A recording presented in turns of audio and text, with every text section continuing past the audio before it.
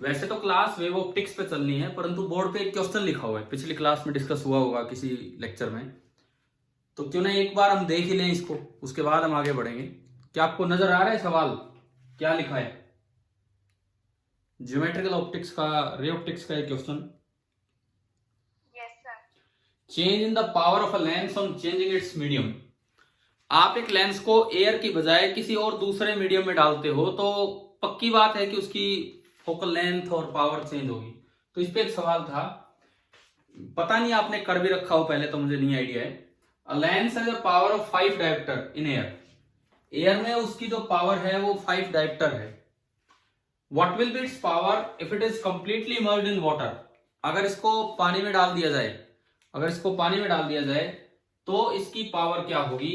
N air है 1, N glass lens 3/2, N मतलब refractive index, N water है 4/3। करेंगे, आप ट्राई करेंगे एक बार, फिर उसके बाद हम आगे अपनी वेव ऑप्टिक्स को बढ़ाएंगे।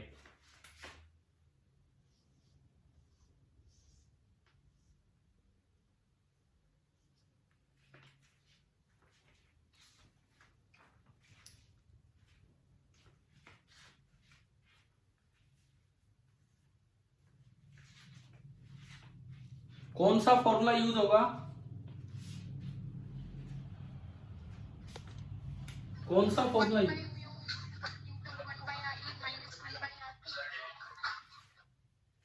आपकी आवाज बड़ी क्लियर मुझे नहीं सुनाई दी। मेरी आवाज सुन रही है आपको? ठीक है, तो इसके लिए यूज होना है लेंस मेकर फॉर्मूला। अब लेंस मेकर फॉर्मूला में 1/f आता है, तो 1/f तो वैसे ही पावर है, तो उसको क्यों ना हम p लिख लें। पावर एक बार एयर में, लेंस मेकर फॉर्मूला था n lens upon n surrounding. n lens है 3/2 एयर में और n सराउंडिंग है 1 -1। अब जो लेंस के जो कर्वेचर्स होते हैं, क्या वो मीडियम चेंज करने से वो चेंज हो जाएंगे या नहीं होंगे? नहीं होंगे, तो वो तो सेम रहेगा। तो ये फैक्टर यहाँ आना है 1/r1 माइनस,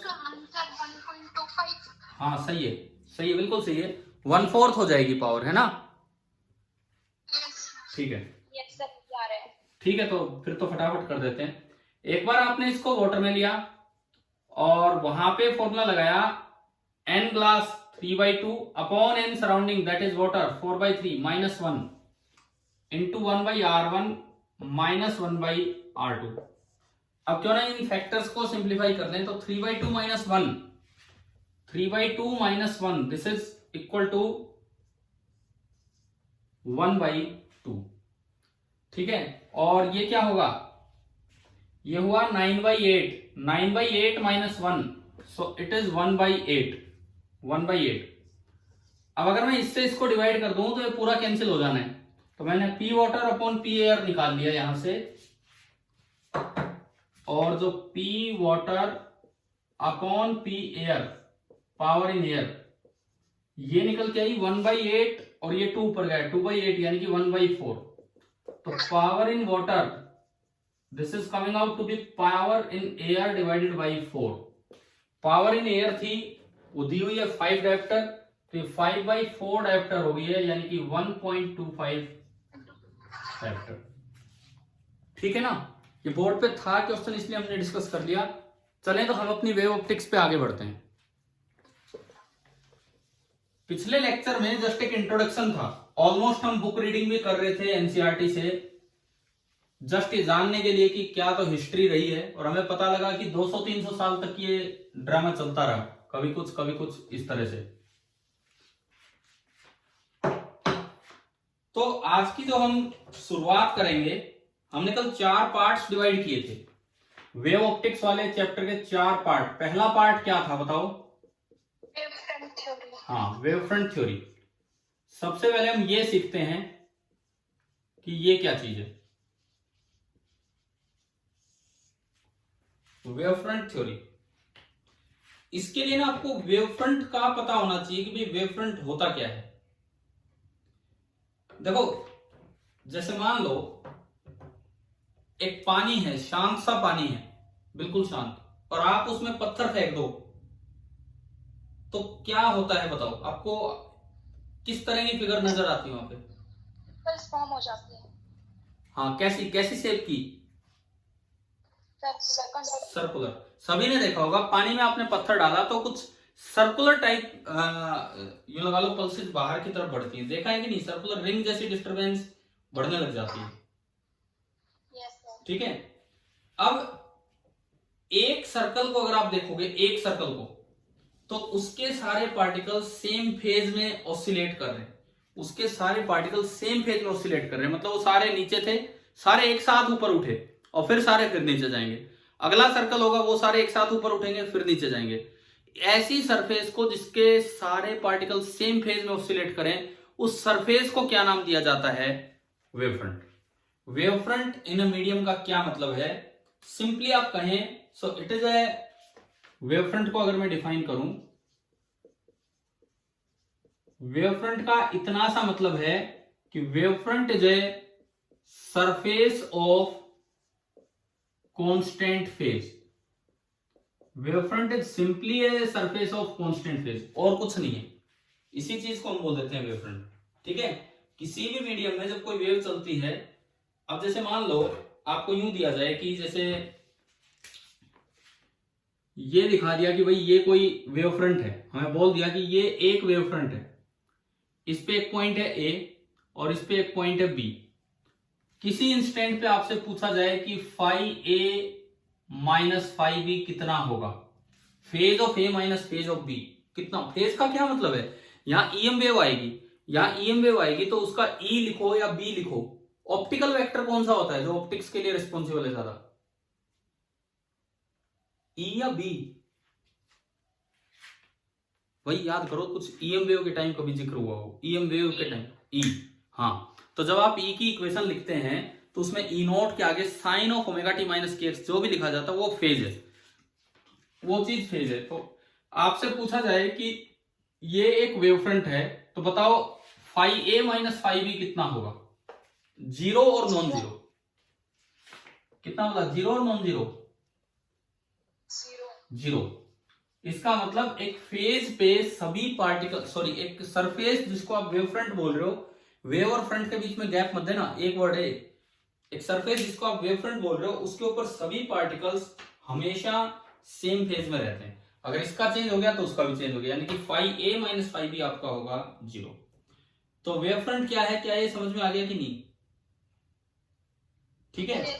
अब वेवफ्रंट की टर्म्स में स्पीड ऑफ वेव का क्या मतलब है? वेवफ्रंट की टर्म्स में स्पीड ऑफ वेव, वेवफ्रंट की टर्म्स में स्पीड ऑफ वेव का क्या मतलब है कि आपने एक पार्टिकल फेंका, पत्थर फेंका, तो वो जो वेवफ्रंट है, सोर्स वो पत्थर है, क्या वेवफ्रंट पत्थर की तरफ आते हैं कि पत्थर से बाहर जाते हैं, दूर जाते हैं? बाहर जाते हैं। दूर जाएंगे ना। हाँ, तो ये जो वेवफ्रंट्स हैं ये किस स्पीड से सोर्स से दूर जा रहे हैं, that is called the speed of the wave. तो सबसे पहले तो हमने वेवफ्रंट को डिफाइन किया। अब वेवफ्रंट के चलने की तरीके से अगर मैं बोलूं स्पीड ऑफ वेव, तो स्पीड ऑफ वेव का इतना सा मतलब है कि speed with which the wavefront moves outward from the source।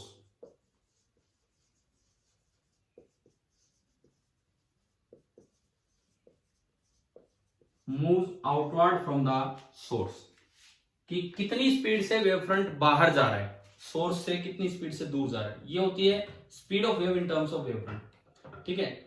अब यूं बताओ, वेवफ्रंट और रे, इनके बीच का एंगल कितना होगा? वेवफ्रंट और रे के बीच का एंगल। वेवफ्रंट एक सरफेस है, वेवफ्रंट एक सरफेस है जो बाहर जाती दिखेगी, और उसी डायरेक्शन में स्पीड ऑफ वेव है, उसी डायरेक्शन में एनर्जी चल रही है। कल हमने रे को डिफाइन किया था, रे ऑफ लाइट। कल हमने रे ऑफ लाइट को डिफाइन किया था कि it is the path of energy propagation,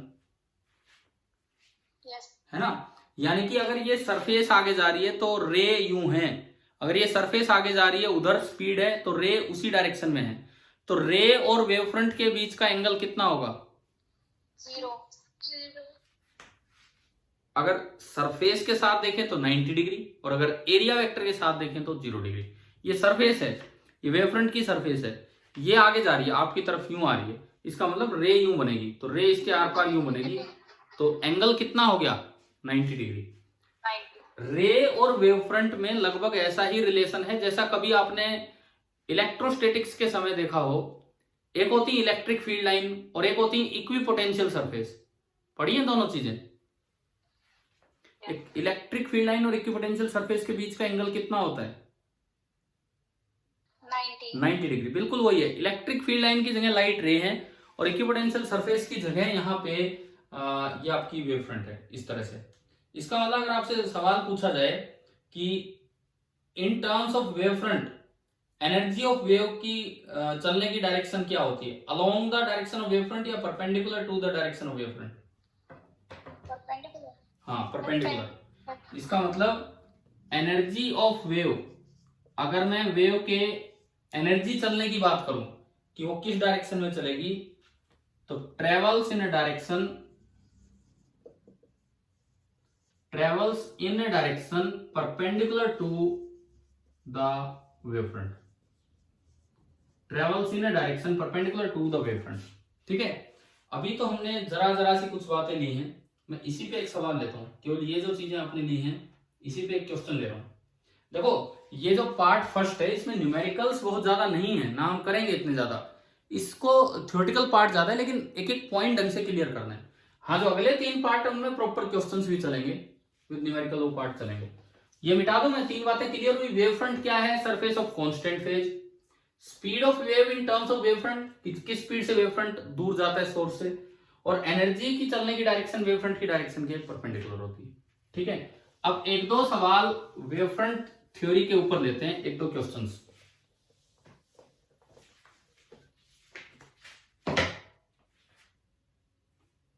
आपकी क्लास लेके फिर मैं कोरोना टेस्ट करवाने जाऊंगा अब।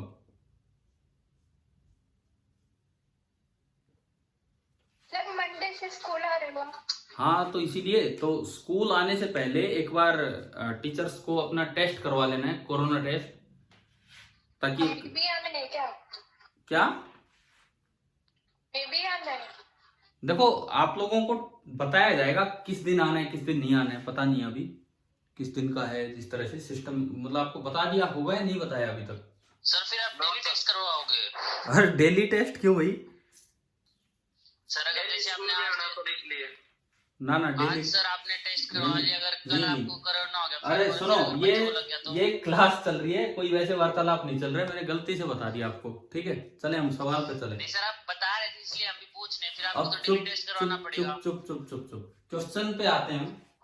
देखिए, आपको यूं दिया गया है कि लाइट चल रही है along x axis, this is the direction of propagation of light, direction of propagation of light. तो अब वेव फ्रंट तो कोई लाइन तो होती नहीं है, वेव फ्रंट तो सरफेस होती है। तो equation of wave front surface, equation of wave front surface में बी, इनमें से वेव फ्रंट जो बनेगा, जो भी वेव फ्रंट होगा उसकी इक्वेशन क्या क्या हो सकती है।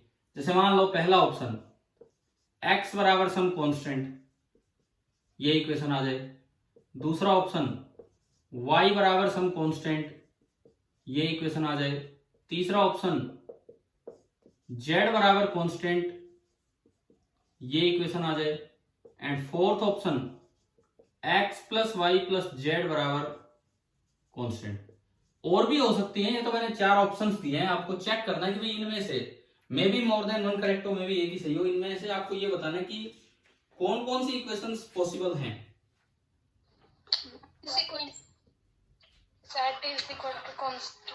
कौन सा 1 2 3 4 में बोल दो, कौन सी?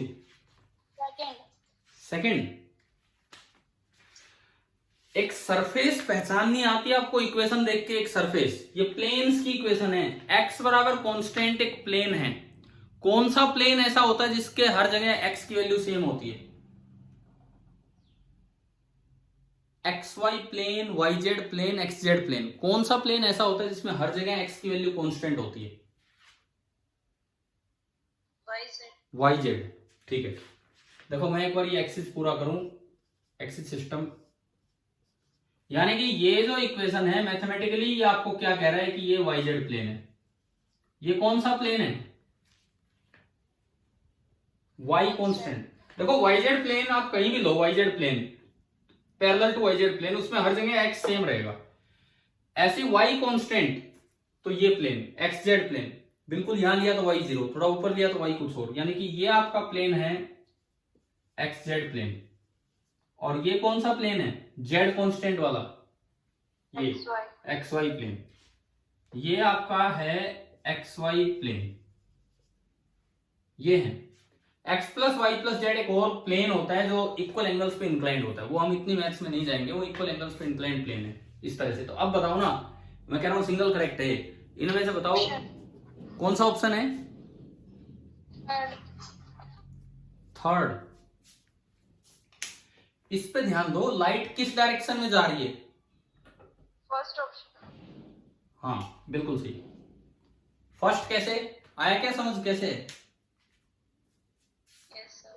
देखो लाइट किस डायरेक्शन में जा रही है? एक्स एक्सिस में। तो जो वेव फ्रंट होगा वो हमेशा लाइट के चलने के परपेंडिकुलर होगा, वो हमेशा लाइट के चलने के परपेंडिकुलर होगा। तो जब वो एक्स एक्सिस में जा रही है तो उसके परपेंडिकुलर कौन सा प्लेन है? Y Z plane. Y plane नहीं, वाई जेड प्लेन। और वाई जेड प्लेन की मैथमेटिकल इक्वेशन होती है एक्स बराबर कांस्टेंट। आप बताओ सिंपल वेव फ्रंट की डेफिनेशन पे ये क्वेश्चन आया समझ में, क्या है? मान लो एक और सवाल हम इस पे लेते हैं। सपोज इस बार वेव फ्रंट की इक्वेशन दी है आपको, इस बार ना वेव फ्रंट की इक्वेशन दे दी। ये सब हम लाइट ट्रेवलिंग इन वैक्यूम ही मान रहे होते हैं, यहाँ किसी कोई मीडियम का कोई रोल नहीं है।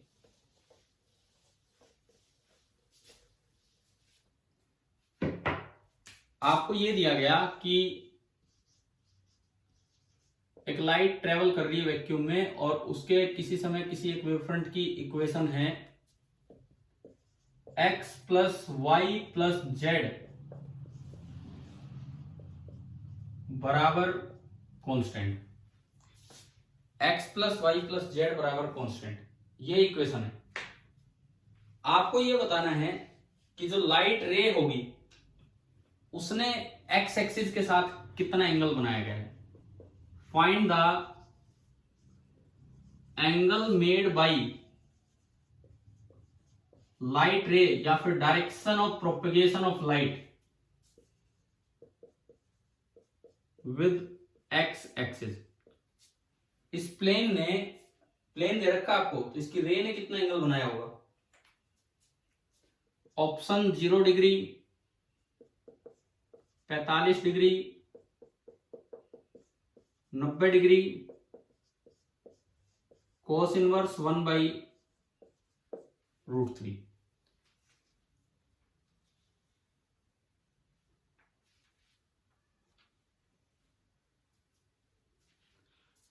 अब इसके लिए ना थोड़ी सी प्लेन की समझ होनी चाहिए। ये एक प्लेन की इक्वेशन को रिप्रेजेंट करता है x plus Y plus Z बराबर कांस्टेंट। तो प्लेन का के परपेंडिकुलर डायरेक्शन का आपको एंगल देखना है। देखो ये x एक्सिस, ये y एक्सिस, ये z एक्सिस, इस तरह का प्लेन है। क्या ओरिजिन इस प्लेन पे लाई कर रहा है? बताओ। कांस्टेंट नॉन जीरो मानो भाई, कांस्टेंट कुछ भी है तो नॉन जीरो है, कोई हम स्पेशल केस नहीं ले सकते।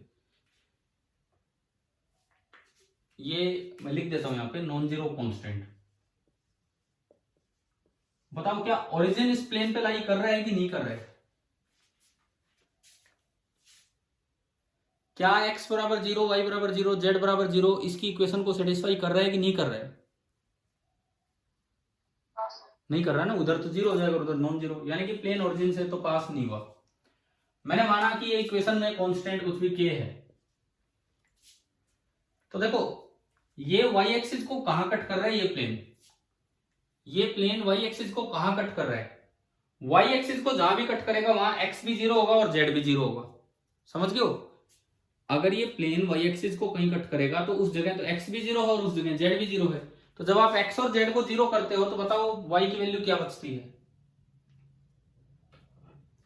इस प्लेन की k। हाँ, यानी कि ये प्लेन एक तो इस पॉइंट से पास होगा 0 k 0, एक ये इस पॉइंट से पास होगा k 0 0, और एक इस पॉइंट से पास होगा 0 0 k। समझ में आया कैसे? हाँ भी बताओ, ये 3 पॉइंट समझ में आ गए क्या, कैसे बनाए? ठीक है, मतलब एक ऐसा प्लेन है, एक प्लेन है ये पूरा, ये इक्वली इंक्लाइंड, एक ट्रायंगुलर सा प्लेन मैंने दिखा दिया, इक्वली इंक्लाइंड है, तीनों के बिल्कुल इक्वली इंक्लाइंड है।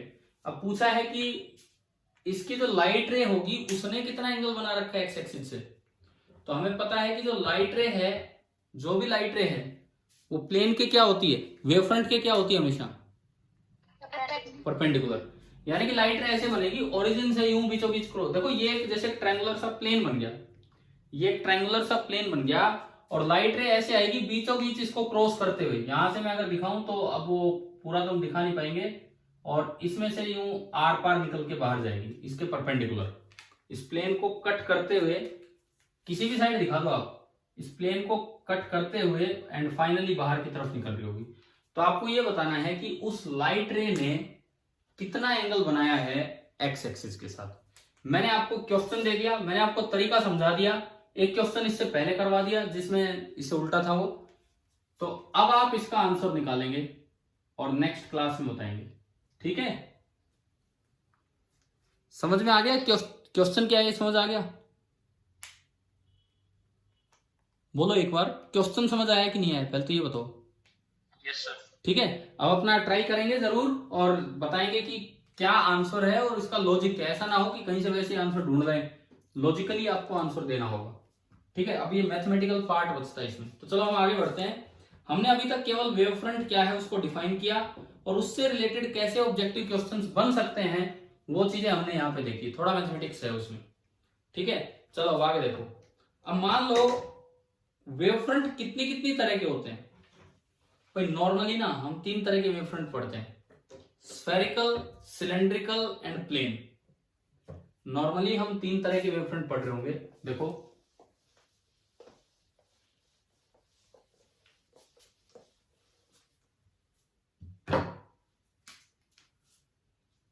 Three types of wave fronts.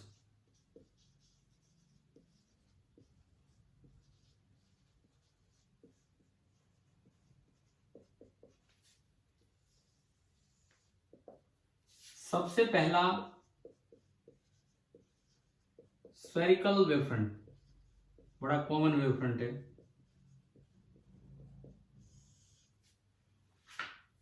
देखो इस सोर्स पे डिपेंड करता है, सोर्स पे डिपेंड करता है कि भाई वेव फ्रंट कैसा बनेगा। अगर पॉइंट सोर्स है कहीं जहां से वेव्स निकल के चले, पॉइंट सोर्स है, वहां से यूनिफॉर्मली हर डायरेक्शन में वेव निकल के चल रही है, तो वो सारे पॉइंट्स जो सेम फेज में ऑसिलेट कर रहे होंगे और एक समय पे सेम एम्पलीट्यूड होगा, सेम फेज में ऑसिलेट कर रहे होंगे, कैसा बनेगा?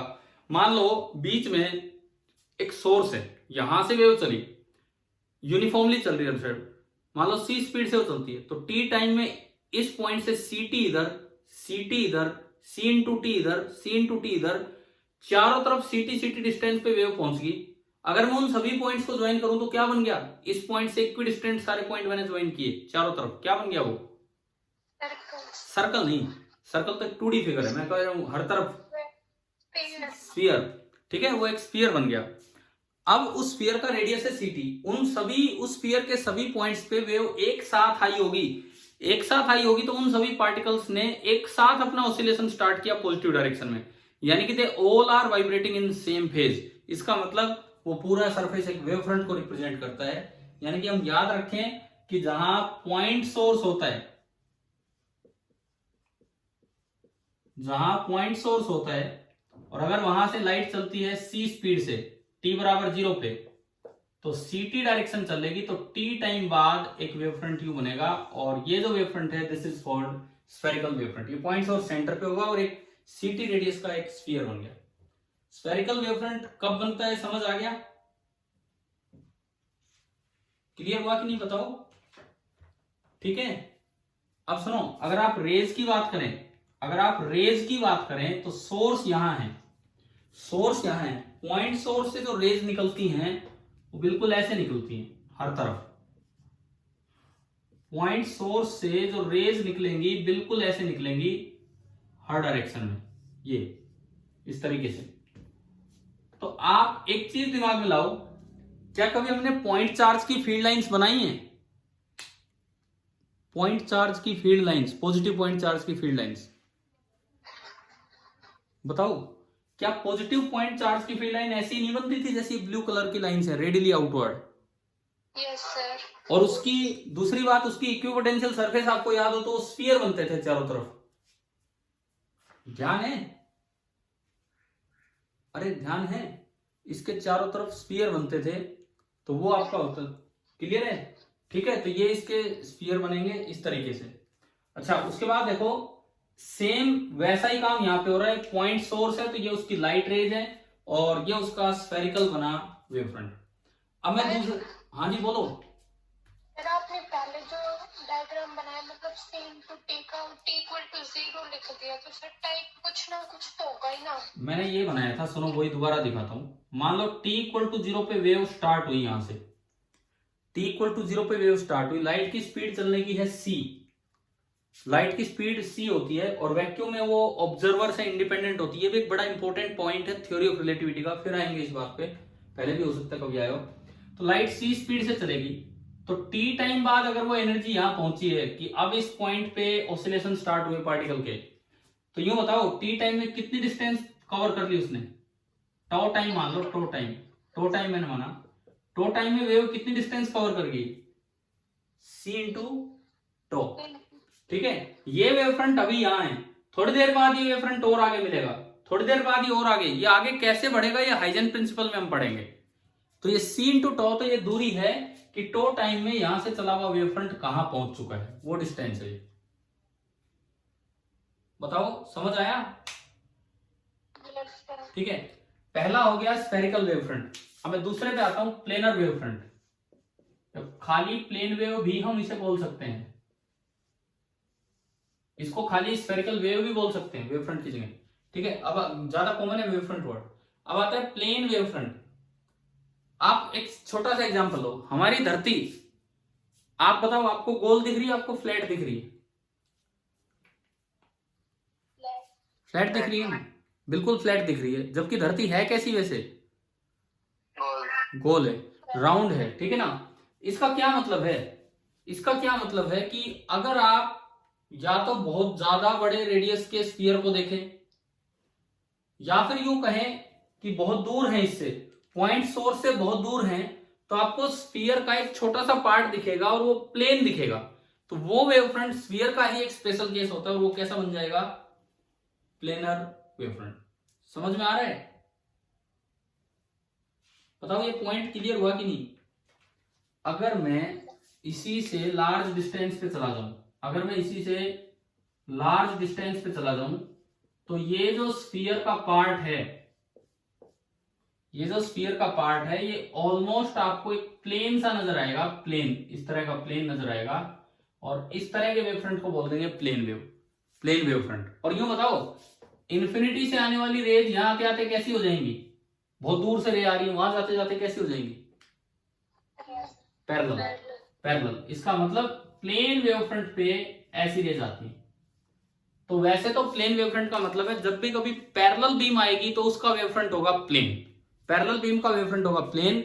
और पॉइंट सोर्स अगर दूर है तो बहुत दूर आप देखेंगे तो उसका भी वेव फ्रंट प्लेन ही होगा, क्योंकि वहां आते आते बीम पैरेलल हो जाएगी। क्या ये 2 पॉइंट समझ में आ गया? ठीक है।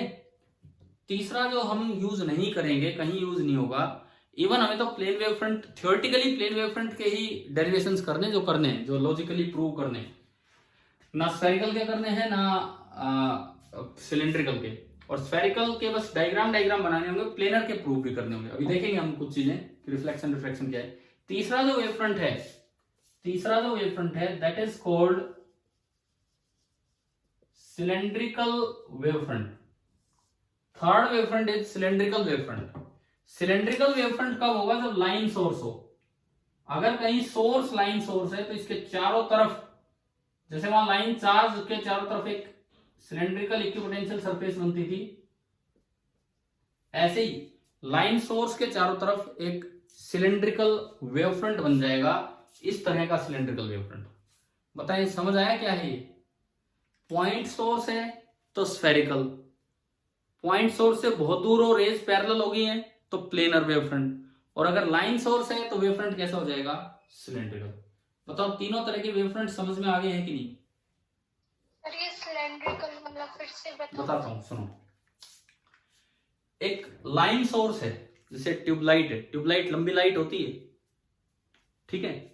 उससे क्या होता है, उस लाइन सोर्स से हर पॉइंट से रेज निकल के चलेंगी, यहां भी जाएंगी, यहां भी जाएंगी, इधर भी जाएंगी, इधर भी जाएंगी, इधर भी जाएंगी, ऐसे जाएंगी। अब आप जब इनके, और इवन बाहर भी आएंगी, ये बाहर वो पीछे, तो जब आप इनके परपेंडिकुलर एक सरफेस बनाओगे तो इसको कवर करते हुए चारों तरफ क्या बन जाएगा? ये चारों तरफ रे आ रही है, इधर भी आ रही है, पीछे भी जा रही है, तो अगर मैं इसके चारों तरफ एक सिलेंडर घुमाऊं तो सिलेंडर ही बनेगा ना इसके परपेंडिकुलर, ठीक है। तो आप याद ये रखो, पॉइंट सोर्स का वेवफ्रंट होता है स्फेरिकल, पॉइंट सोर्स अगर दूर हो, रेज पैरेलल दिखने लगे तो प्लेनर वेवफ्रंट, एंड अगर लाइन सोर्स है लाइट का तो उसका वेवफ्रंट कैसा होगा? सिलेंड्रिकल, ठीक है। सिलेंड्रिकल वेवफ्रंट वाले पार्ट हमारे काम नहीं आएंगे, स्फेरिकल एंड प्लेनर इन्हीं से काम चल जाएगा। चलो वेवफ्रंट क्या होता है, कुछ इंट्रोडक्शन हुआ है क्या? यहां तक समझ में आया? ठीक है। अब देखो वेवफ्रंट में अगली बात ये आती है कि वेवफ्रंट की शेप डिटरमाइन करना। अगर आपको दे रखा हो shape of wavefront at t equal to 0 और आपको निकालना है कि उस वेवफ्रंट की शेप कैसी होगी, कहां वो होगा at a later time t equal to tau time पे वो वेवफ्रंट कहां बनाए, कैसा बनाए, तो ये कैसे डिटरमाइन किया जाए? इसको डिटरमाइन करने के लिए जो प्रिंसिपल है उसी का नाम क्या होता है? क्रिश्चियन हाइजेन का एक प्रिंसिपल है, तो this is known as Huygens principle. तो पर्पस ऑफ हाइजेन प्रिंसिपल तो यहीं से क्लियर हो गया। आपसे पूछ लिया जाए what is the purpose of Huygens principle, if we know the shape of a wavefront at t equal to 0 then Huygens principle is used to know the shape of the wavefront at a later time tau। क्या आपको ये purpose of Huygens principle clear हो गया है क्या है? ठीक है, इसलिए बता रहा हूं यार, कई बार क्वेश्चन ही ऐसा आ जाता है कि इसका पर्पस क्या है, तो आपको ये चीज लिखनी आनी चाहिए कि भाई ये इसका काम है हाइजेन प्रिंसिपल का। क्या है ये प्रिंसिपल, अभी हम पढ़ रहे होंगे। पहली बात क्या काम है, शायद ये समझ आ गया होगा। मान लो एक कोई वेवफ्रंट है, डाइवर्जिंग वेव है, वो फैलती जा रही है किसी भी डायरेक्शन में। मैं कहता हूं कि जैसे ये एक पॉइंट सोर्स है, पॉइंट सोर्स की वेवफ्रंट कैसे बनेगी? पॉइंट सोर्स का वेवफ्रंट स्फेरिकल, ठीक है। तो हमने इसके अराउंड एक स्फीयर का एक पार्ट माना जिसका सेंटर ये खुद है, थोड़ा मैं इधर बना देता हूं।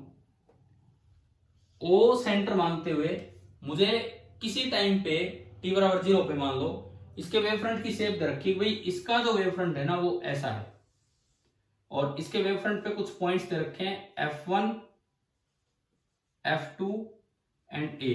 पहली बात, ये वेवफ्रंट है t इक्वल टू 0 पे, हमें ये दिया गया t इक्वल टू 0, तो आप कोई भी टाइम बोल सकते हो जहां से आप चीजों को ऑब्जर्व करते हो। आप इस बात का जवाब दो, phase of f1 and phase of f2 same है कि अलग है?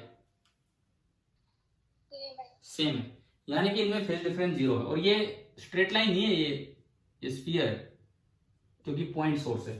इस तरह का काम है। अब मुझे टो टाइम बाद t बराबर 0 पे ये शेप थी, तो t बराबर टो टाइम पे मुझे ये निकालना है कि नया वेवफ्रंट कैसा होगा, कहां होगा। तो देखो हाइजेन प्रिंसिपल की जो पहली बात थी, सबसे मेन बात, ध्यान से सुनो। पहली बात ये थी कि ये जो वेवफ्रंट है आपका ओरिजिनल प्राइमरी वेवफ्रंट जिसे हम बोल देते हैं, each point of the wavefront at t equal to 0 जो आपने बनाया, each point of the wavefront is the source of a secondary disturbance. Secondary disturbance का सोर्स है, मतलब a point, f1 point, f2 points, इन सबको हम नाम देते हैं secondary sources. A, F1, F2, these are called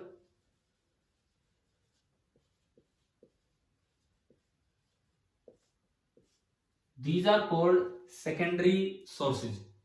A, F1 and F2 ये सारे सेकेंडरी सोर्स है. पहली बात आप ध्यान रखो, किसी t बराबर 0 पे आपको वेव फ्रंट दिया है उसे बोल देंगे प्राइमरी वेव फ्रंट. ये मैं हाइजेन प्रिंसिपल समझा रहा हूं आपको.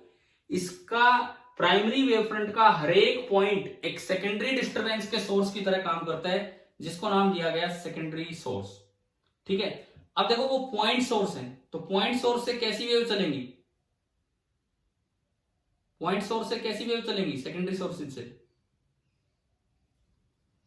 हाँ जी बोलो, इन सेकेंडरी सोर्सेज से कैसी वेव चलेंगी? ये सेकेंडरी सोर्स पॉइंट सोर्स है. हाइजन ने बोला ठीक है मेन सोर्स तो यहां बैठा, इसको भूल जाओ. t बराबर 0 पे आपको एक वेव फ्रंट मिला, इसको मैंने नाम दिया प्राइमरी वेव फ्रंट. अब इसके जो सोर्सेज हैं F1, A, F2 उनको बोला गया सेकेंडरी सोर्स. अब इन्होंने कहा ये सोर्स अपने आप में इसकी तरह काम करेंगे. वैसे तो ये तो एक हाइपोथेटिकल अजम्पशन है, यहां तो कुछ है ही नहीं, बैठा तो सोर्स यहां है, परंतु हाइजेन ने बोला कि ये सारे खुद इस सोर्स की तरह काम करेंगे और उसी स्पीड से वेव बाहर निकलने लग जाएगी इन सोर्सेज से. तो बताओ इसका वेव फ्रंट कैसा बनेगा? ए से जो वेव स्फेरिकल, ए से जो वेव फ्रंट बनेगा वो एक अपना स्फीयर बनाएगा, F2 से बनेगा वो एक अपना स्फीयर बनाएगा, F1 से बनेगा वो एक अपना स्फीयर बनाएगा, सब इनको सेंटर मानते हुए वही लाइट उसी तरह से बनने लग जाएगी. देखो ये एक मैथमेटिकल अजम्पशन है कि हवा में भी सोर्स बैठे हैं, हवा में भी सोर्स है, असल सोर्स तो यही है. अब ध्यान से सुनो, each point of the wave front, जो ये हमने प्राइमरी वेव फ्रंट बोला है, is a source of secondary disturbance. ठीक है. अब उनसे जो वेव फ्रंट चलते हैं उनको वेव फ्रंट नहीं, उनको वेवलेट बोला जाता है. ये जो बनाए हैं ना मैंने ब्लू कलर से, ये जो ब्लू कलर से बनाए हैं इनको नाम दिया जाता है सेकेंडरी वेवलेट. वेवलेट मतलब बुकलेट का क्या मतलब होता है? बुकलेट किसे बोलते हैं हम? बुक का एक छोटा सा पार्ट हो, बहुत पतली सी बुक हो, क्या उसे बुकलेट बोल देते हैं कि नहीं? अरे सुना भी है कि नहीं ये वर्ड बुकलेट? मींस बुक का एक छोटा सा पार्ट हो, बुकलेट बोल देते हैं. ऐसे ही ये अपने आप में पूरे वेव फ्रंट नहीं है, ये किसी वेव फ्रंट का एक पार्ट की तरह साबित होंगे, इसीलिए इनको नाम दिया जाता है सेकेंडरी वेवलेट. अब सेकेंडरी वेव फ्रंट कैसे बनता है? टो टाइम पे. टो टाइम पे वेव फ्रंट कैसे बनेगा? सुनो भाई, यहां से ये वेव इस डायरेक्शन में गई, मान लो वेव की स्पीड है c और t बराबर 0 पे वेव यहां थी और t बराबर टो पे वेव यहां आ गई, तो ये डिस्टेंस होगी c इंटू टो. ऐसे ये भी एक स्फीयर बनेगा c इंटू टो, ये भी एक स्फीयर बनेगा c इंटू टो, पीछे भी बनेगा आगे भी बनेगा.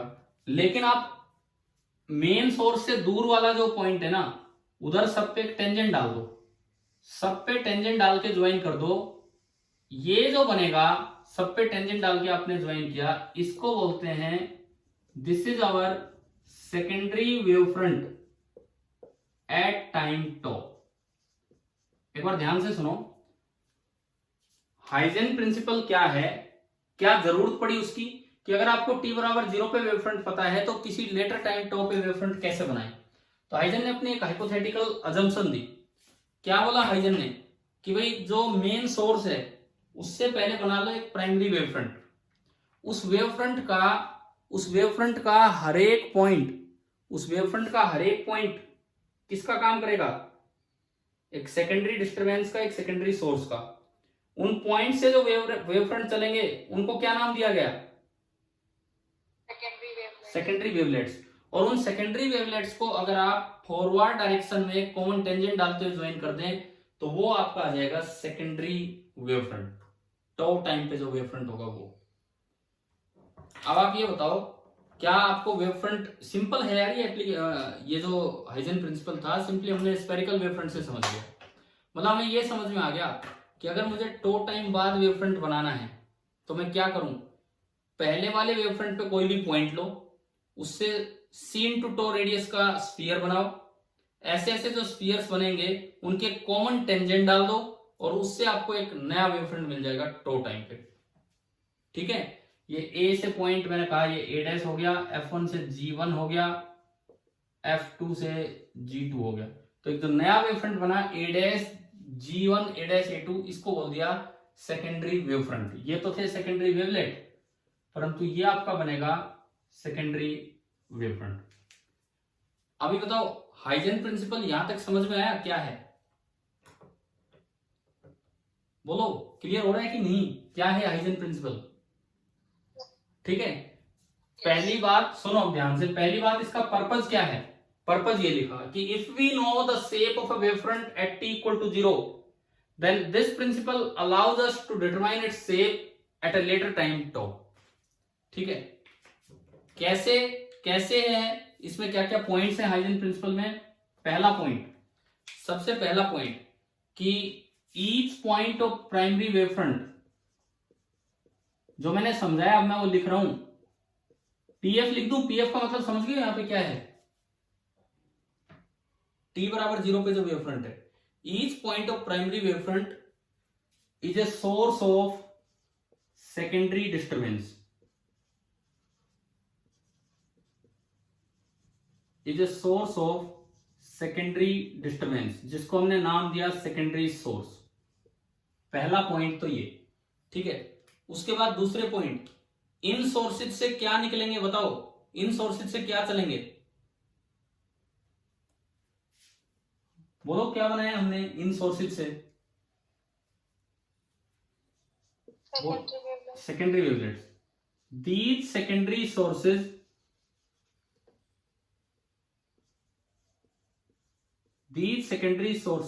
spread secondary wavelets. These secondary sources spread secondary wavelets in all the directions which travel with the speed of the wave. अगर एग्जाम में आ जाए तो लिखना भी तो आना चाहिए क्या है क्या नहीं। Which travel with the speed of wave. Wave की स्पीड से वो चलते हुए दिखेंगे। उसके बाद बताओ अब फाइनल क्या था, सेकेंडरी वेव फ्रंट कैसे बनाए? हाँ, सेकेंडरी वेव फ्रंट इज, अगर मैं उस वो लास्ट वाले पॉइंट को देखूं तो सेकेंडरी वेव फ्रंट क्या है? इज ए कॉमन टेंजेंट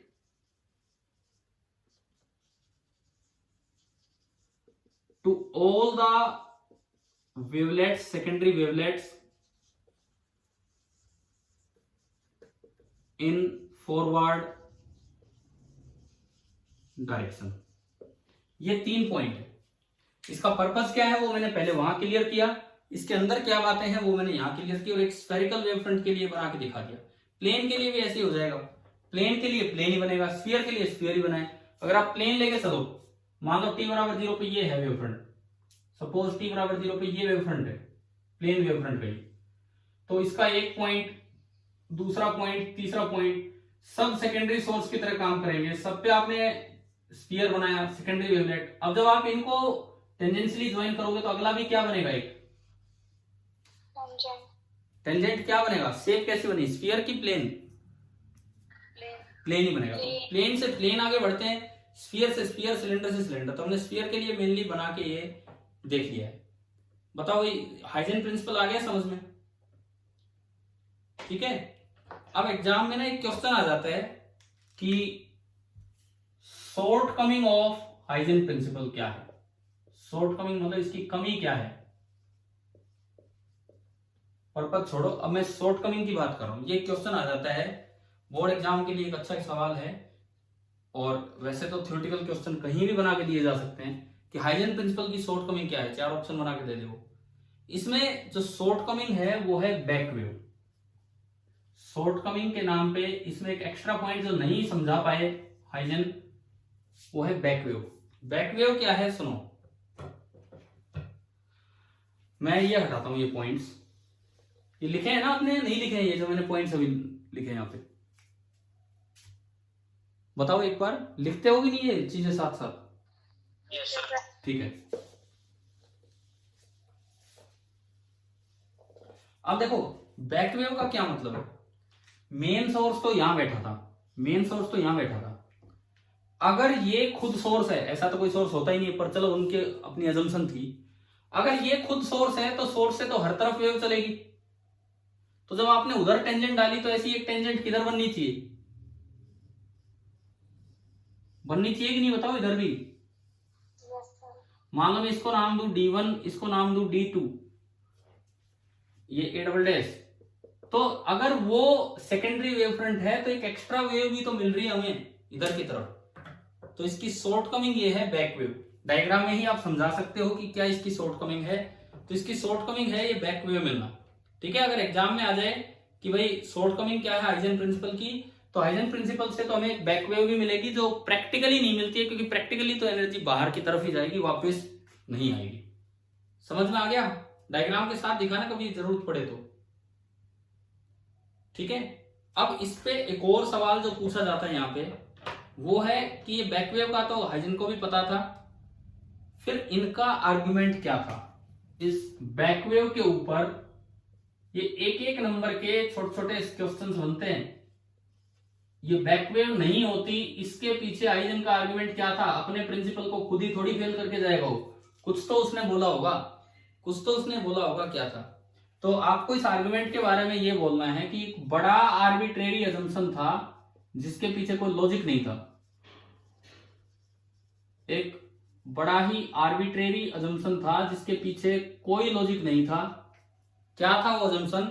इन्होंने कहा कि ये सेकेंडरी सोर्स बड़े अलग तरीके के हैं। ये ऐसे सोर्स होते हैं कि जो सेकेंडरी वेवलेट बनती हैं उनके एम्पलीट्यूड फॉरवर्ड डायरेक्शन में तो मैक्सिमम होते हैं, लेकिन बैकवर्ड डायरेक्शन में 0 होते हैं। मतलब एक मतलब जबरदस्ती इन्होंने बैकवेव को गायब करवा दिया। इन्होंने कहा कि वो अजम्पशन क्या थी कि जो सेकेंडरी सोर्सेज जो हैं इनसे जो सेकेंडरी वेवलेट बनेगी, सेकेंडरी सोर्सेज से जो सेकेंडरी वेवलेट बनेगी उनके amplitude maximum amplitude in forward direction, आगे की तरफ तो मैक्सिमम एम्पलीट्यूड होता है, and 0 amplitude in backward direction, पीछे की तरफ बिल्कुल 0 एम्पलीट्यूड की वेव चलाते हैं। तो थोड़े अलग तरह के सेकेंडरी सोर्स हैं, उस O के जैसे नहीं है जैसे शुरू में था। अब अगर पीछे की तरफ अगर 0 ही है तो इसका मतलब पीछे तो वेव चली ही नहीं। तो इसका मतलब इस तरीके से इन्होंने दिखाया एब्सेंस ऑफ बैकवेव को। लेकिन यार ये कोई सेटिस्फैक्टरी जस्टिफिकेशन नहीं था, लोग सेटिस्फाई भी नहीं हुए थे इससे, परंतु कोई और ऑप्शन नहीं था। बाद में जब पूरी वेव थ्योरी डेवलप हुई तो वहां पे पता लगा कि ऐसा क्यों है। अभी हमें नहीं जाना उस मैथमेटिकल काम में, लेकिन ये बात सही है। लेकिन इनका तो केवल एक बस सीधा सा जस्टिफिकेशन था।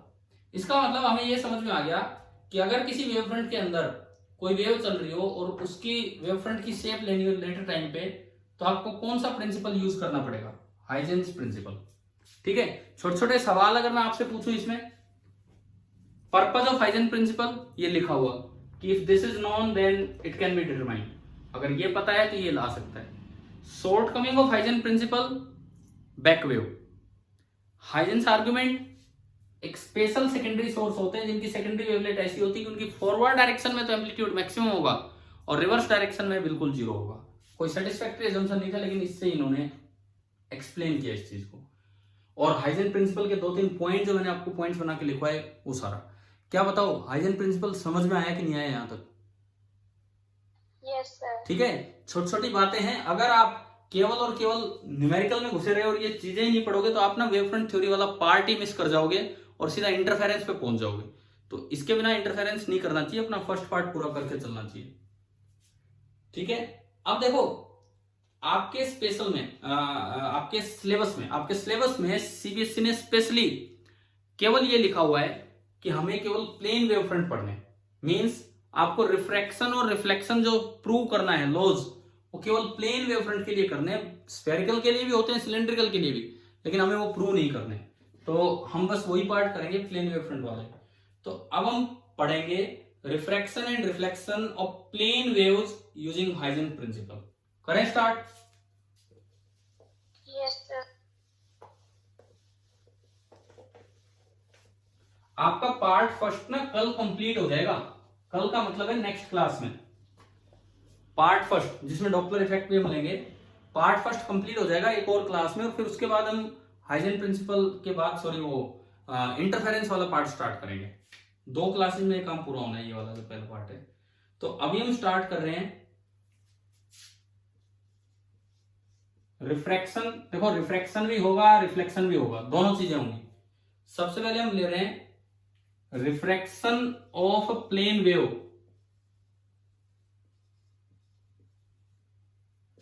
Through a plane interface.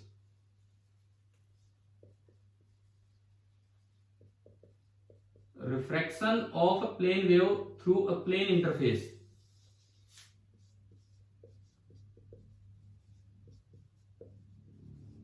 using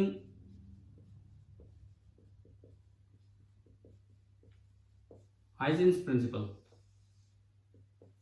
इस प्रिंसिपल का यूज करते हुए हम रिफ्रैक्शन समझाएं कि भाई रिफ्रैक्शन कैसे होगा। मान लो आप कोई भी मीडियम लो, सपोज मैं लेता हूं रेयर टू डेंसर। ये एक बीच में इंटरफेस है,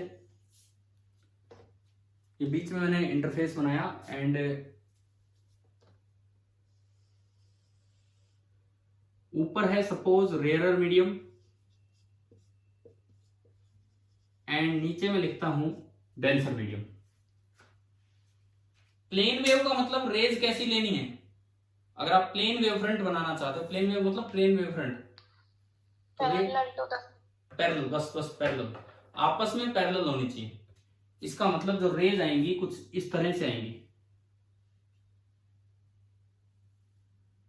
ये समझ में आया। ये ग्रीन कलर में मैंने रेज दिखाई है। तो ये जो वेव फ्रंट है this is plane wave front.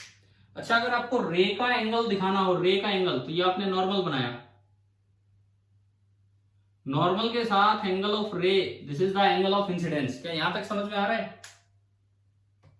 ठीक है। yes. अब इसके कोरस्पॉन्डिंग अगर आपको इंसिडेंट वेव फ्रंट बनाना हो तो वो क्या बनेगा, जब ये वाली रे यहां टच करती है सरफेस को, उस वक्त क्या वेव फ्रंट है, तो आप देखेंगे तो भाई उस वक्त ये वेव फ्रंट है, क्योंकि पैरेलल अगर रेज है तो वेव फ्रंट उसके क्या होगा, पैरेलल अगर रेज है तो वेव फ्रंट क्या होगा उसके परपेंडिकुलर।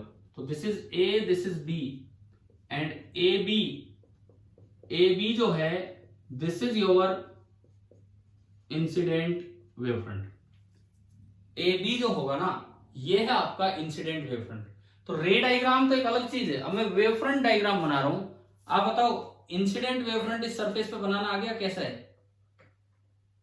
yes, sir. ठीक है, माना मैंने कि जो इंसिडेंट वेव फ्रंट है वो है at T equal to 0। T equal to 0 पे ये जो वेव फ्रंट इंसिडेंट हुआ that is incident wave front. और इंसिडेंट वेव फ्रंट का नॉर्मल से कोई रिलेशन नहीं है, सरफेस से जो एंगल होगा उसे बोलते हैं angle of incidence. Wave front की टर्म्स में एंगल ऑफ इंसिडेंस क्या होता है, इंसिडेंट वेव फ्रंट का सरफेस के साथ जो एंगल होगा that is the angle of incidence. तो आप ये देखो क्या इसका सरफेस के साथ ये एंगल दिख रहा है कि नहीं, है ना। एक बार वेरीफाई करो क्या दोनों एंगल सेम है, क्या ये और वो दोनों सेम है, ये चीज आप वेरीफाई कीजिए।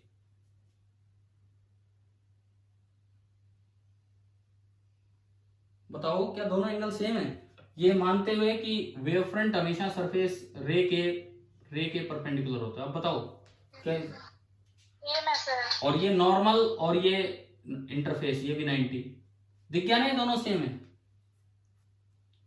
yes, sir. ठीक है, आप ज्योमेट्रिकली देख सकते हो, चाहे रे डायग्राम बनाओ चाहे wave front diagram, angle of incidence वही रहेगा। ठीक है, तो ये आपने इंसिडेंट वेव फ्रंट बना दिया। ये मैंने एक सरफेस ली, सरफेस का नाम मैं डाल रहा हूं पी डैश वो सरफेस है जिसके नीचे डेंसर मीडियम है, कोई भी डेंसर मीडियम नंबर सेकंड। मान लो लाइट की स्पीड मीडियम फर्स्ट में v1 है और मीडियम सेकंड में v2 है, कहां स्पीड तेज है और कहां कम है, बताओ। v1 और v2 में कौन ज्यादा है कौन कम है? v1 ज्यादा है। हाँ, ये रेयरर मीडियम है तो v1 ज्यादा है v2 से। आपको ध्यान होगा कॉर्पस्कुलर थ्योरी हमें गलत रिजल्ट दे रही थी, था कि नहीं? कल पढ़ा था आपने स्पीड के बारे में। yes, sir. हाँ ठीक है, अब सुनो। अब बात यह है कि रिफ्रैक्टेड वेव फ्रंट कैसे बनाएं। रिफ्रैक्टेड वेव फ्रंट कैसे बनाएं, ये तो बन गया आपका इंसिडेंट वेव फ्रंट। पहले तो ये बताओ, मान लो ये जो पॉइंट है, यहां से एनर्जी को सी तक आने में अगर टो टाइम लगा, मैं कहता हूं अभी बी की एनर्जी यहां है और बी की एनर्जी को सी तक आने में अगर टो टाइम लगा, तो ये डिस्टेंस कितनी होगी, ये वाली डिस्टेंस v1 इंटू टो, ये डिस्टेंस आपकी होगी v1 इंटू टो। अब इसमें हमने टो क्या माना है कि time taken by the wave front to travel the distance bc। टो आपने माना है time taken by the wave front to travel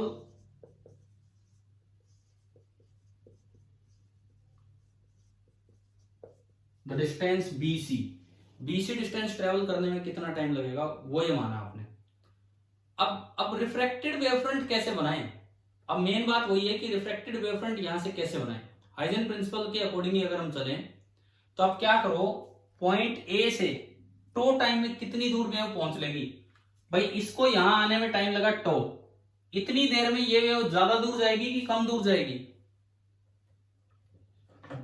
दूसरे मीडियम में स्पीड कम है कि ज्यादा है? कम है ना।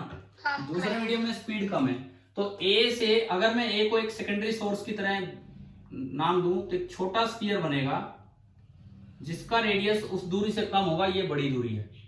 और ये जो आपका स्फीयर बना, this is a sphere of radius v2 into tau. मैं आपको रिफ्रैक्टेड वेवफ्रंट बनाना सिखा रहा हूं। अब ये दूरी, ये रेडियस बताओ उससे छोटा नजर आ रहा है कि नहीं, BC लेंथ से? ठीक है, तो अब आपको रिफ्रैक्टेड वेवफ्रंट कैसे बनाना है, सबसे पहले ए से क्या करो, एक v2 इंटू टो रेडियस का एक स्फीयर बना दो, ठीक है, क्योंकि दूसरे मीडियम में स्पीड v2 है। अब वो जो पॉइंट है C, वो C उधर लिखा हुआ है लास्ट में, उस C से एक टेंजेंट प्लेन डाल दो इस स्फीयर पे। उस C से आप क्या करो, एक टेंजेंट प्लेन डाल दो इस स्फीयर पे, यूं। ये आपने डाला, C से एक टेंजेंट प्लेन डाला इस स्फीयर पे, मान लो ये पॉइंट E है, दिस इज टेंजेंट प्लेन। समझ में आ रहा है? जितनी देर में वो B वाला पॉइंट C पे पहुंचा, B वाली एनर्जी C पे पहुंची, उतनी देर में A से एनर्जी कहां पहुंच गई, उसका एक वेवफ्रंट बनाया और फिर एक टेंजेंट डाल दिया आगे की तरफ, जैसे हाइजेन प्रिंसिपल में टेंजेंट हम डाला करते थे। तो ये जो बनेगा, ये आपका बनेगा रिफ्रैक्टेड वेवफ्रंट। तो यहां पे जो हमारा नाम है CE, ये CE आपका बन गया रिफ्रैक्टेड वेवफ्रंट। और ये कब बना है, अगर वो टाइम 0 था तो ये टाइम है टो, ठीक है। अब अगर मैं रे की टर्म्स में बात करूं, अगर मैं थोड़ा रे की टर्म्स में जाऊं तो ये देखो ग्रीन कलर से मैं दिखा देता हूं। रे की टर्म्स में ए से चलने वाली रे ई की तरफ आई है यूं, क्या टुवार्ड्स द नॉर्मल बेंड होनी चाहिए थी कि नहीं? ये रे रेयर टू डेंसर जा रही है, हाँ भाई रेयर टू डेंसर जा रही है, बताओ टुवार्ड्स द नॉर्मल बेंड होनी थी कि नहीं ये? अरे समझ आ रही नहीं है ना। और देखो अगर मैं नॉर्मल को आगे बढ़ाऊं, तो इसका जो एंगल है नॉर्मल के साथ रे डायग्राम में, उसे हम एंगल ऑफ रिफ्रैक्शन बोलते थे। रिफ्रैक्टेड रे का जो एंगल होता है नॉर्मल के साथ, क्या उसे ही हम एंगल ऑफ रिफ्रैक्शन बोला करते थे कि नहीं? Yes sir. लेकिन अगर वेवफ्रंट की टर्म्स में बात करें, इंसिडेंट वेवफ्रंट का सरफेस के साथ angle of incidence, refracted wavefront का सरफेस के साथ, यानी कि ये जो एंगल होगा वेवफ्रंट थ्योरी के अकॉर्डिंग, ये एंगल क्या बोला जाएगा आपका? एंगल ऑफ रिफ्रैक्शन, ठीक है। और आप ज्योमेट्रिकली चेक कर सकते हो कि जो रे के एंगल आई और आर हैं, वही सेम वेवफ्रंट के एंगल है। देखो ये आर, ये टेंजेंट है तो ये एंगल 90 डिग्री, टेंजेंट है इसके तो ये एंगल 90। इधर से देखते हो तो भी ये 90 माइनस आर, और इधर से देखते हो तो भी 90 माइनस आर, यानी कि दोनों साइड से दोनों बराबर हो रहे हैं। समझ में आ रहा है भाई? अगर ये आर है तो ये 90 माइनस आर, ये 90 माइनस आर, तो तीसरा कितना बच गया ट्राइंगल का? आर ही बचा ना। अभी बताओ क्या वेवफ्रंट डायग्राम बनाना आ गया? रिफ्रैक्शन का वेवफ्रंट डायग्राम, प्लेन वेव का प्लेन इंटरफेस पे रिफ्रैक्शन का ये वेवफ्रंट डायग्राम है, अगर वो रेयर टू डेंसर जाए। अब जो है, अब मुझे ना रेज की जरूरत नहीं है। रेज बनानी पड़ती है डायग्राम बनाने के लिए, यूं तो हम इतने समझदार नहीं है कि हम सीधा बना दें, लेकिन अब मुझे रेज की जरूरत नहीं है, मुझे नॉर्मल की जरूरत नहीं है। मैंने रेज हटा दी और मैंने बस अपना ये वेव फ्रंट डायग्राम ले लिया और उसमें एंगल ऑफ इंसिडेंस दिखा दिया और उसमें एंगल ऑफ रिफ्लेक्शन। हाँ, अगर बोर्ड में है तो आपको रेज बनानी पड़ेगी, उसके बिना ये बन नहीं पाएगा। अब देखो यहां से अगर मैं स्नेल्स लॉ की तरफ चलूं, स्नेल्स लॉ क्या था, याद है आप सभी को स्नेल्स लॉ? हाँ, N2 sin r। अब उसकी तरफ चलते हैं, वो प्रूव करते हैं यहां से वेव फ्रंट थ्योरी से, हाइजेन प्रिंसिपल वाली डायग्राम से। पहले साइन आई बोलो, इस ट्रायंगल में साइन आई कितना होगा? इन ट्रायंगल एबीसी ट्रायंगल में साइन आई कितना है बताओ? साइन आई परपेंडिकुलर अपॉन हाइपोटेन्यूज, तो बोलो ना कितना है? V1 टॉ अपॉन AC। क्या साइन आई समझ आया कि नहीं आया एबीसी ट्रायंगल में? अरे बोल जाओ, साइन आई का मतलब समझ में आया एबीसी ट्रायंगल में? ऐसे ही ये जो दूसरी ट्रायंगल थी AEC, अब मैं दूसरी ट्रायंगल पे चलता हूं। इन ट्रायंगल AEC ट्रायंगल में आप बताओ साइन आर कितना है? AEC ट्रायंगल में साइन आर कितना होगा? Perpendicular AE। अब AE लेंथ बताओ कितनी है? इस मीडियम में लाइट किस स्पीड से चल रही है? V2। तो ये जो डिस्टेंस कवर्ड होगा that will be V2 into tau time लगा है यहां तक आने में, क्योंकि टो टाइम हो चला है। तो साइन आर होगा V2 to upon hypotenuse, perpendicular के सामने वाला AC। अब बताइए क्या यहां तक समझ आ गया कि नहीं? ठीक है, अब आप इन दोनों को डिवाइड कर दो। साइन आई से आप साइन आर को डिवाइड कर दीजिए, तो sine I upon sine R is equal to tau से टो गया, AC से AC गया, क्या बचा? V1 upon V2। ठीक है, और 1/V1 इधर ले जाओ, 1/V1 into sine I is equal to 1/V2 into sine R. अब स्नेल्स लॉ की फॉर्म लानी है तो दोनों साइड ऊपर C से मल्टीप्लाई कर दो। C speed of light in vacuum. Suppose मैंने यहां भी C से मल्टीप्लाई किया और यहां भी C से मल्टीप्लाई किया, तो C/V1 क्या होगा फर्स्ट मीडियम के लिए? Refractive index. C/V1 first medium का रिफ्रैक्टिव इंडेक्स है। सिमिलरली C/V2 सेकेंड मीडियम का रिफ्रैक्टिव इंडेक्स है। तो ये आपकी इक्वेशन बन गई N1 into sine I is equal to N2 into sine R. अब बताओ पहली चीज यहां से प्रूव हुई कि नहीं हुई? अरे क्या स्नेल्स लॉ प्रूव हो गया हाइजेन थ्योरी से?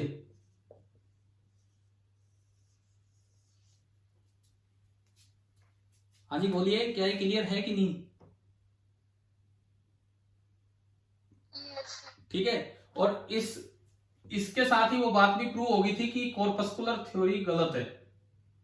आप देखो, अगर मान लो R छोटा है I से, सपोज रे टुवर्ड्स द नॉर्मल बैंड हुई, इसी से देखो आप, अगर R छोटा है I से, अगर R छोटा है तो साइन R भी छोटा होगा। साइन R छोटा है और ये प्रोडक्ट बराबर है, साइन R साइन I से छोटा है और प्रोडक्ट बराबर है, तो N2 को क्या होना पड़ेगा? बड़ा होना पड़ेगा।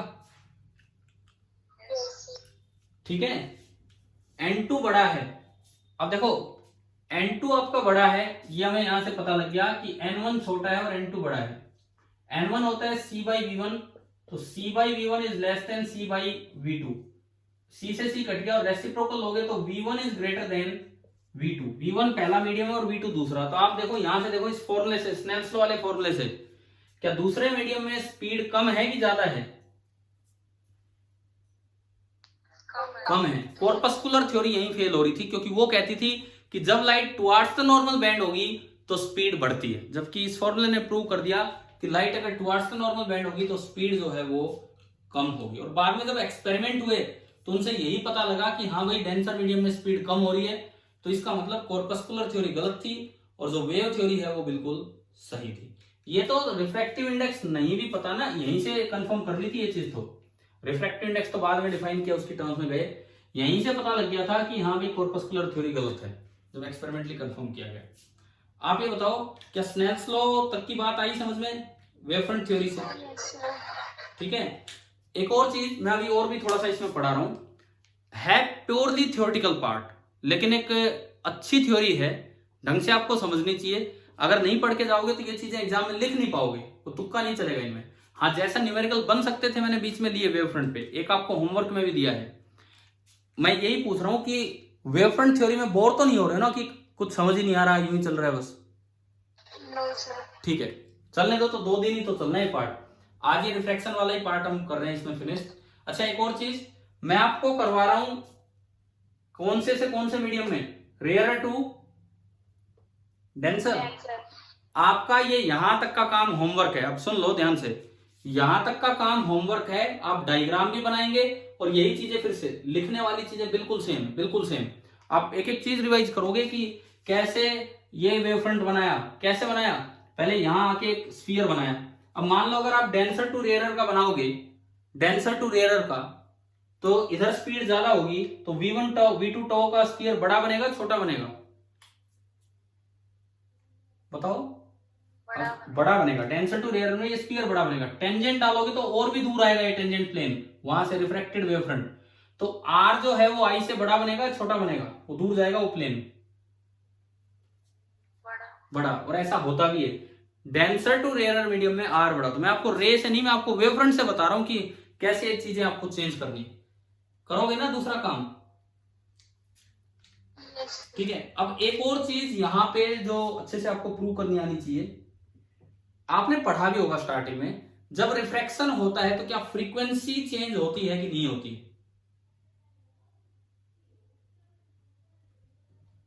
जब रिफ्रैक्शन होता है, जब लाइट एक से दूसरे मीडियम में जाती है, तो क्या फ्रीक्वेंसी ऑफ लाइट चेंज होती है कि नहीं होती? बताओ। पहली बात, क्या स्पीड चेंज होती है कि नहीं होती है? होती है। दूसरी बात, वेवलेंथ चेंज होती है कि नहीं होती है?